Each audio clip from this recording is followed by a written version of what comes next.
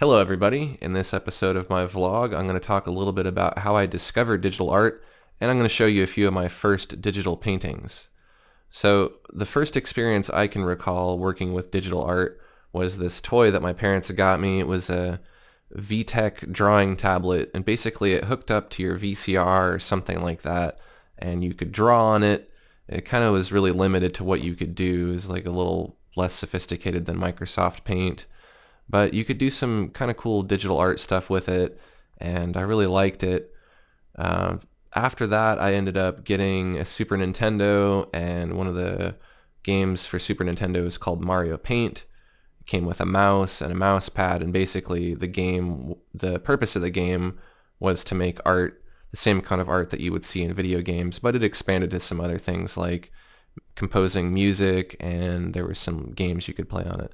But I used that a lot. You could also make animations, and that was really fun. That was one of my first experiences creating animations. It's a very, very rudimentary program, but at the time, it was really cool, and I liked it a lot. Now, when I was younger, I lived in Oklahoma, and we didn't really have computer class. And in about fifth grade, I moved to Seattle, and in Seattle, we had computer class. And there was just a period of time where you'd go to the computer lab for like an hour and just monkey around and do whatever you want. You could play video games like SimCity, or you could make stories, or you could fool around with different graphics programs like KidPix and different things. So I really enjoyed that class. That really got me more into computers, and it helped me kind of associate computers and art as being two things that I enjoyed. So skip forward to college age when I was about 17 or so, 17 or 18. I really wanted to take commercial art, and that was a class, or it was a course where you did graphic design things, but you did it with like a T-square, and you had to actually draw out logos with a pencil and things.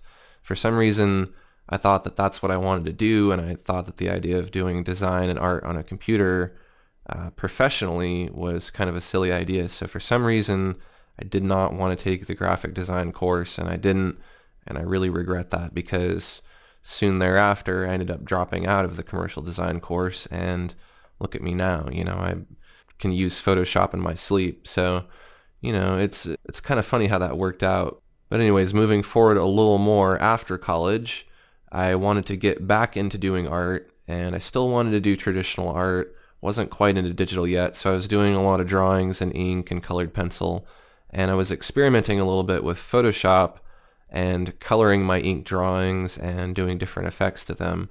I think that kind of led me a little more to think about printing out digital art and combining digital and traditional art. And a few years after that, I had kind of fallen out of doing art and selling art, and I was just working a job just to get by. It wasn't a job that I liked, and I decided that I didn't want to keep doing that, so I was going to find something to do on the side to make extra money and transition out of doing something I didn't like into doing something that I wanted to do. And I realized that I know a little bit about graphic design. I'd learned a little bit in that commercial art class because we'd used Photoshop a little bit and freehand, which is basically a vector art program like Illustrator. So I had a little foundation. It wasn't hard to learn how to use the software just from watching tutorials online. So I kind of started to tinker around with Macromedia Flash. That was before it was owned by Adobe. And I was using it to make websites and animations. And I had this book that I got about making Flash animations. And in the book, it happened to mention pen pressure and how you could enable that if you were using a tablet. I had no idea what a modern day tablet was. I had used the VTech thing, but that didn't have pen pressure, so that was just a foreign concept to me. So eventually I ended up getting a tablet just to try it out and see if it would make it easier for me to make animations and things. And bundled with that tablet was Corel Painter. And as soon as I tried Corel Painter, I was blown away. That was like the day that I fell in love with digital painting and decided that's what I'm going to do. That's going to be my medium of choice. Of course, I used the tablet for lots of other programs. I used it for photo editing and 3D work and all kinds of stuff. I mean, from then on, a tablet's been indispensable for me. It's a really, really great tool, and it's helped me do pretty much, everything I've done creatively over the past number of years.